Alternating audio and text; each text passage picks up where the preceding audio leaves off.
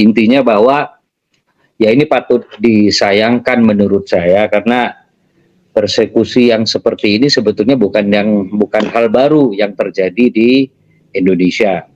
Dan saya kira sangat disayangkan kenapa ketika perdebatan ilmiah atau kajian-kajian kitab-kitab ilmu pengetahuan ternyata mulai direspon dengan cara-cara yang tidak arif dan tidak bijak, saya kira. Dan ini saya menyatakan sumber persekusi atau tindakan-tindakan yang menurut saya tidak bijak dan tidak arif ini pasti muncul karena memang tokoh-tokoh yang merasa tanda petik dirugikan oleh perdebatan atau tentang kajian nasab gitu.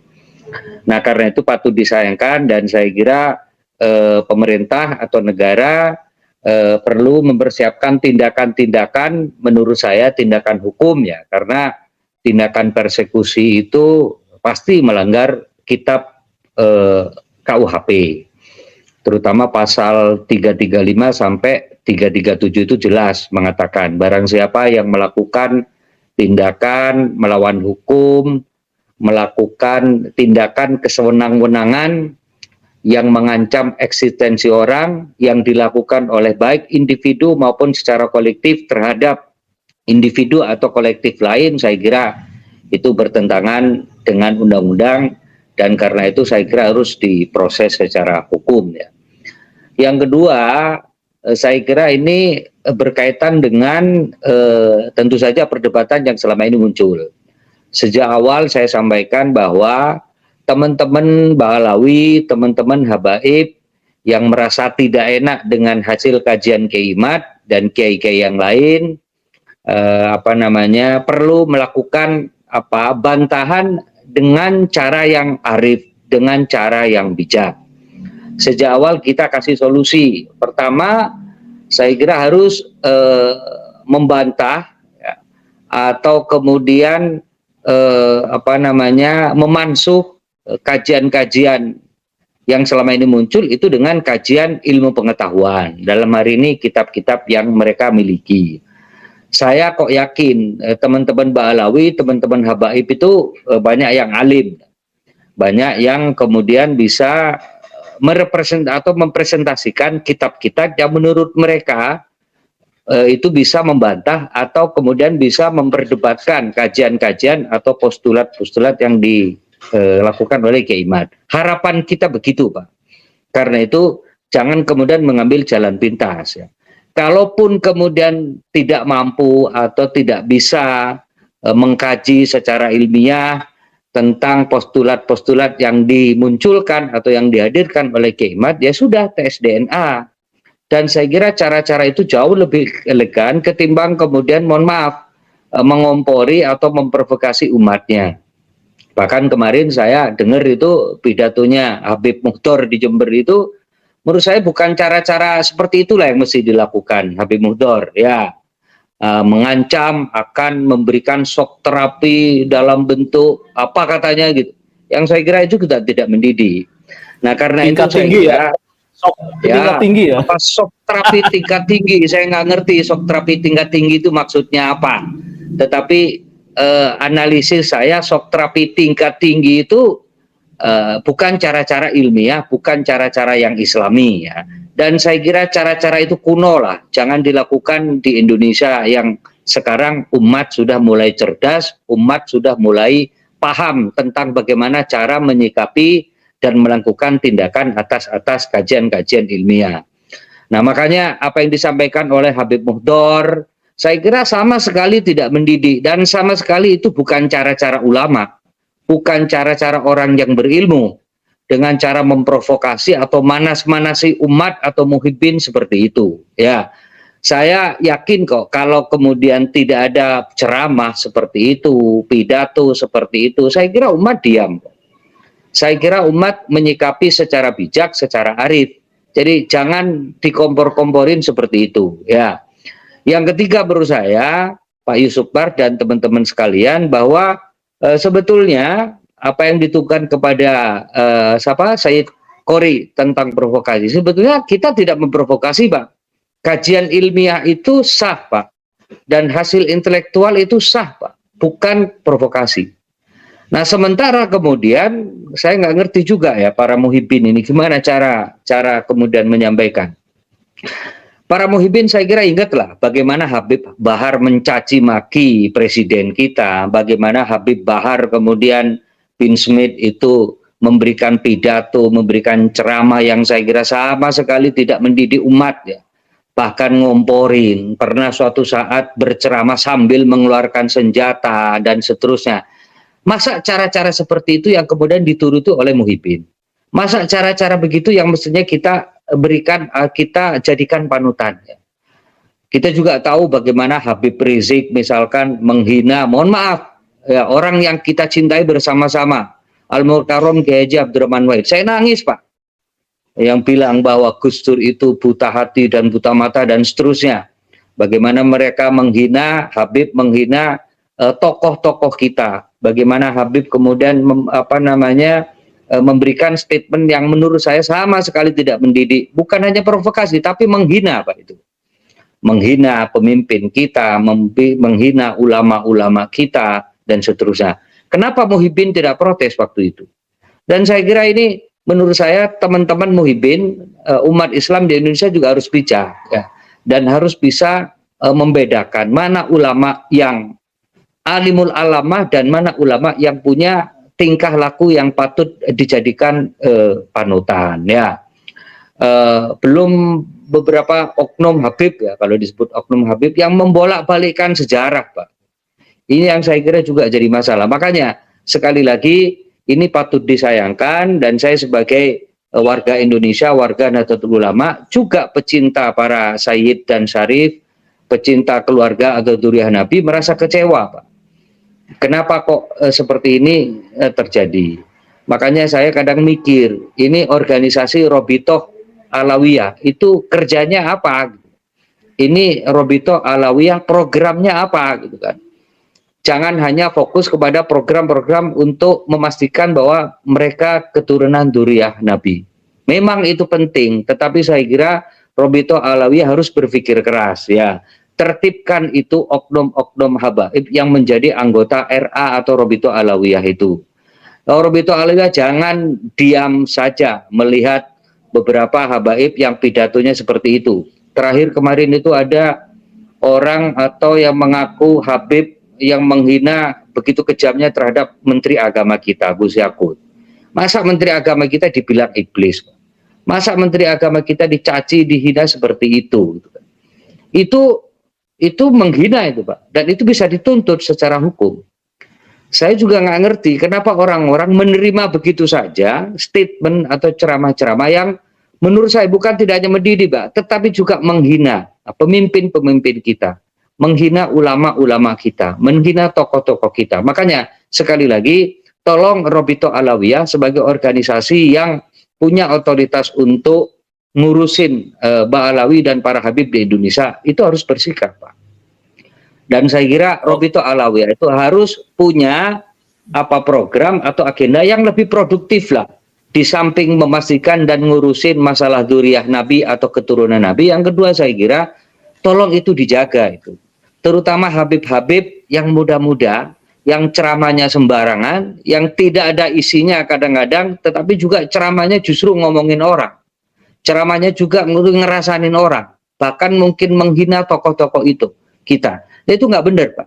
Apa yang kemudian dilakukan oleh Robitoh Alawiyah dengan melihat anggotanya yang seperti itu?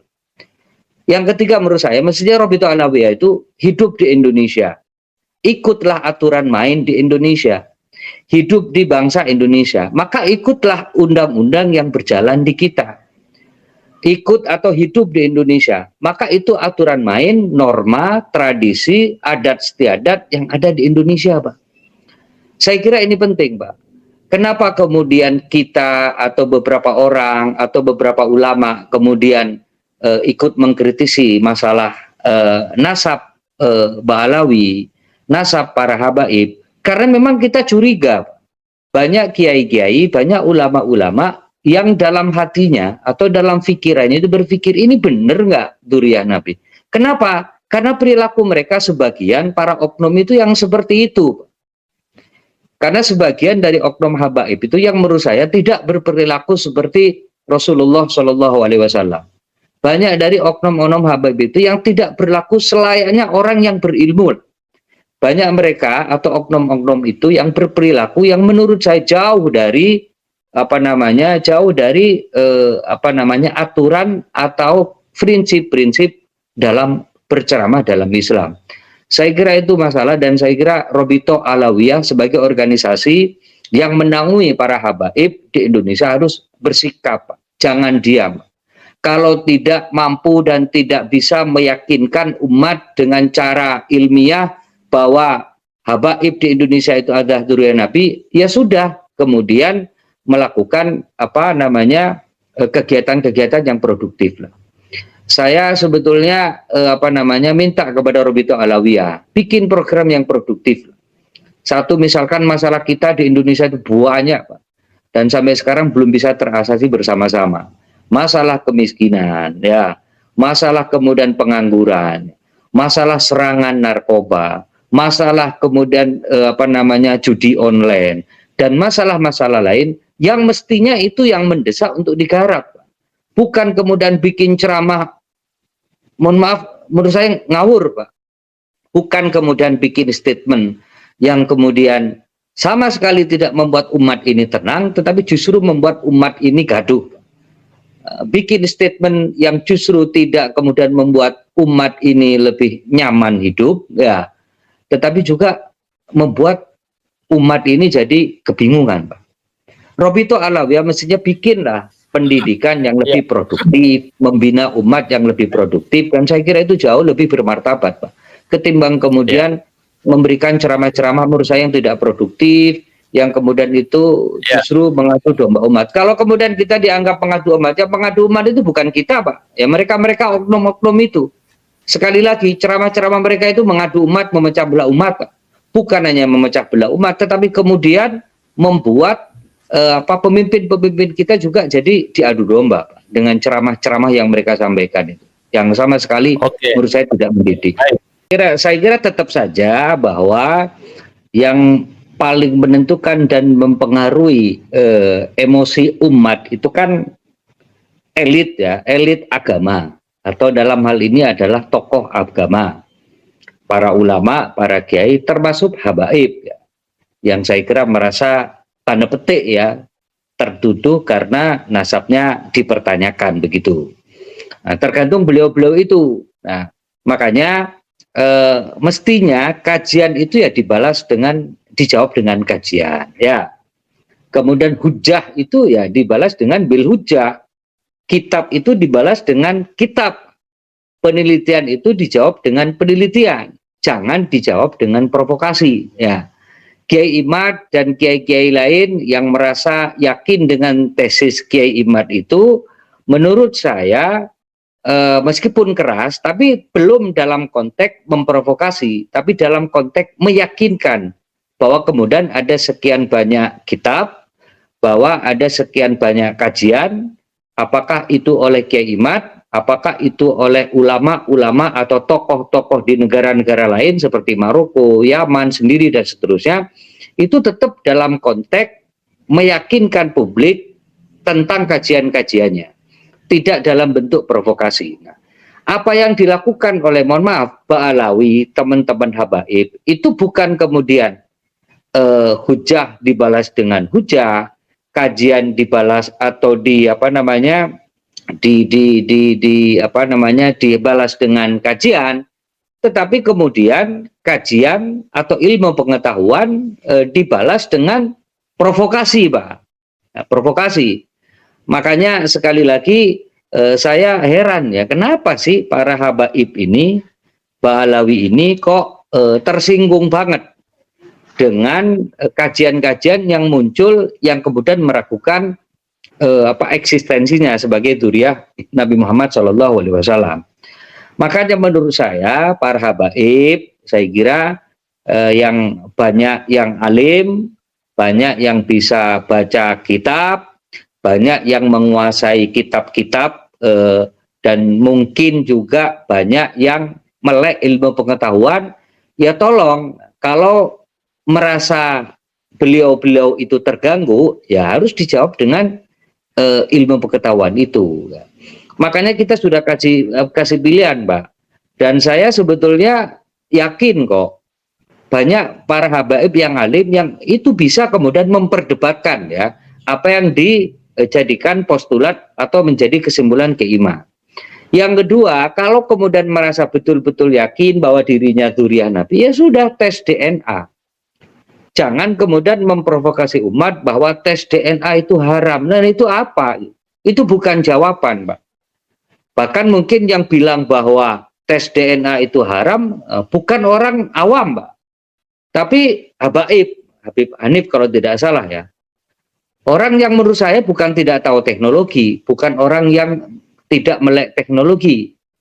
Ya, kalau kemudian tidak percaya dengan ilmu pengetahuan, ya, sementara mereka memakai ilmu pengetahuan sebagai support untuk mendukung kehidupannya sehari-hari, ya. Ini kan jadi masalah. Makanya menurut saya, para habaib, kalau kemudian, mohon maaf, tidak mampu dan tidak yakin untuk membantah, mengeluarkan hujah, mengeluarkan alasan, ya, mengeluarkan kitab-kitab yang kemudian bisa memperdebatkan tesis Kiai Imad, ya sudah tes DNA. Kalau tes DNA tidak mau juga dan juga ketakutan, ya sudah terima dengan legowo. Dan jangan khawatir, meskipun Anda para habaib akhirnya kemudian masyarakat menyimpulkan bukan dzurriyyah Nabi, penghormatan kita tidak berubah kok. Kita tetap hargai mereka kok. Kita tetap hormati mereka. Ya kan? Kenapa? Asalkan baik. Dan kita menghormati orang juga karena ilmunya. Kan begitu. Nah, kan jangan kemudian direspon dengan, mohon maaf, statement-statement, ceramah-ceramah yang justru kemudian tidak mencerahkan, justru kemudian tidak menjawab tesisnya Kiai Imad, tidak menyelesaikan masalah dalam hal ilmu pengetahuan, tapi justru kemudian ngompori umat, ngompori muhibin. Dan saya kira tidak semua umat, tidak semua muhibin itu tahu kajian-kajian ilmiah yang dilakukan oleh para alim seperti Kiai Imad itu. Jadi please deh, jangan kalau tidak bisa membuktikan secara ilmiah, ya tidak juga melakukan tes DNA, ya sudah terima secara legowo dan jangan sekali-kali memprovokasi umat dengan alasan-alasan yang menurut saya tidak diragukan secara ilmiah, karena itu justru kemudian membuat umat itu semakin bingung. Ulama-ulama Nusantara, ulama-ulama kita, hampir semua di Indonesia itu tidak pernah kok kemudian mengunggul-unggulkan nasab. Ya, mulai dari Syekh Nawawi Al-Bantani, Syekh Junid Al-Betawi, dari timur ada Kiai As'ad Samsul Arifin, Kiai Hasan Genggong, Kiai Zain Imun Impaiton. Di Jember itu ada Kiai Kiai Ahmad Siddiq, Pak. Kemudian Kiai Muksid, Kiai Kiai Mukhid Muzadi. Banyak kiai-kiai lah. Pendiri Sidogiri, Syekh Sulaiman. Beliau-beliau itu sama sekali tidak mengunggul-unggulkan, apalagi kemudian tanda petik mengeksploitasi nasab, Pak. Dan ternyata mereka banyak umatnya, santrinya ribuan, Pak. Bahkan puluhan ribu, Pak. Ya, Kiai Haji Abdul Karim, Kiai Makhrus Ali, Lirboyo itu 40-an ribu, Pak. Tanpa kemudian ngunggul-ngunggulkan nasabnya.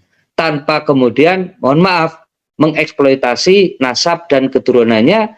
Kenapa? Karena mereka orang mulia. Karena mereka orang berakhlakul karimah. Karena mereka adalah orang alim dan kemudian berperilaku layaknya seperti orang alim. Jadi mohon maaf para habaib, para teman-teman Bahlawi ya, jangan memprovokasi umat dengan cara-cara begitulah. Itu nggak laku, Pak, di Indonesia. Beneran nggak akan laku, Pak. Sementara kiai-kiai Nusantara itu luar biasa, sama sekali tidak memprovokasi. Santrinya ribuan, Pak, di Indonesia itu. Yang ketiga saya kira yang kemudian membuat kita ini atau membuat kita ini bereaksi atas provokasi-provokasi dalam bentuk ceramah-ceramah seperti yang tadi kita sampaikan. Ada ceramahnya Habib Bahar, ada ceramahnya Habib Rizik, ada ceramahnya Habib yang baru tadi, yang muda-muda itu, Pak. Kan? Itu sama sekali tidak mencerminkan ceramah, statement perkataan atau pidatonya orang yang berilmu, Pak. Ya, kita tahu mereka berilmu, Pak. Tetapi menurut saya, semakin ilmunya tinggi, mesti kan semakin tawadhu, Pak. Semakin ilmunya itu banyak, mestinya semakin arif, Pak. Semakin ilmunya kuat, semakin punya sopan santun, Pak. Baik dalam perilaku maupun dalam hal bicara atau dalam hal statement, Pak. Makanya saya kadang-kadang juga berpikir, ini lama-lama kok, terutama Habib-Habib yang muda-muda itu loh. Ya mohon maaf, gayanya hedon seperti itu, ya suka memamerkan kekayaannya, gitu kan. Dan kemudian suka memberikan suka menampilkan sesuatu yang menurut saya tidak sesuai dengan ajaran-ajaran yang diajarkan Nabi Muhammad SAW. Maka jangan heran kalau kemudian ada pertanyaan dari masyarakat awam, termasuk dari saya, ini benar nggak keturunan Nabi? Ini benar nggak keturunan Rasulullah? Apa kemudian keturunan Rasulullah seperti ini dan seterusnya? Jadi sekali lagi stop, apalagi kemudian sampai mengeksploitasi umat. Pak Mubarok, saya kira banyak masyarakat yang tidak sadar, Pak. Dieksploitasi umat ini untuk kepentingan pragmatis. Mohon maaf yang sebesar-besarnya. Saya juga mengalami hal yang sama, Pak. Makanya jangan kemudian mengeksploitasi umat ya, atas kepentingan sosial, atas kepentingan status, apalagi atas kepentingan ekonomi pribadinya. Maksud saya jangan mengeksploitasi umat untuk memperkaya dirinya. Itu menurut saya justru kemudian menodai agama, Pak. Apalagi kemudian mohon maaf bawa dzurriyyah Kanjeng Nabi Muhammad Shallallahu Alaihi Wasallam. Saya kira itu luar biasa, Pak, tanggung jawabnya. Karena itu sekali lagi, apalagi memprovokasi umat hanya untuk mempertahankan nasabnya. Sekali lagi kita tetap hormat meskipun pada akhirnya masyarakat atau kita berkesimpulan para habaib itu bukan dzurriyyah Nabi, kita tetap hormat, Pak. Kita tetap hormat, dan kita hormat sekali karena ilmunya, kan begitu. Jadi begitu sementara.